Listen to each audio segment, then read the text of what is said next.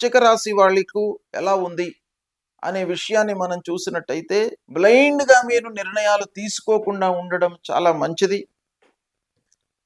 అష్టమ స్థానంలో అంటే మిథున రాశిలో సంచారం గురువు కాబట్టి ఉద్యోగస్తులు ఆఫీసులో చాలా అప్రమత్తంగా ఉండాలి.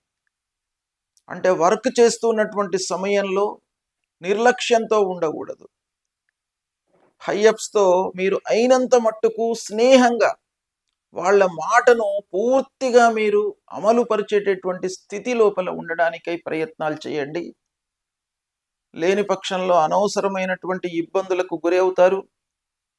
అనవసరమైనటువంటి ఆలస్యము ఇలాంటివి కొన్ని జరిగే అవకాశాలు ఉన్నాయి కాబట్టి ఉద్యోగస్తులు కొంత జాగ్రత్తగా ఉండడం మంచిది. నిద్రారూపకంలో లేదా అశ్రద్ధ రూపకంలో ఏదో విధంగా శనేశ్వరుడు విద్యార్థులను ఇబ్బంది పెడుతుంటాడు గనక విద్యార్థులు ఏకాగ్రతకే ప్రాధాన్యత ఇవ్వండి. తద్వారా మీరు కొంతలో కొంత ఆ శని మూలకంగా కలిగేటువంటి దుష్ప్రభావాన్ని మీరు అధిగమించేటువంటి అవకాశాలు ఉంటాయి. ఈ వృశ్చిక రాశి జాతకులకు ప్రతికూలంగా ఉన్నటువంటి గ్రహాలు శని, గురువు, రాహువు, కేతువు. ఈ గ్రహాల కొరకై మీరు పరిహారాలు చేసుకోండి. శనేశ్వరుడి కొరకై మూలమంత్రాన్ని పఠించండి. రాహువు కొరకై రాహువుకు సంబంధించినటువంటి మూలమంత్రాన్ని నిత్యము పఠించండి.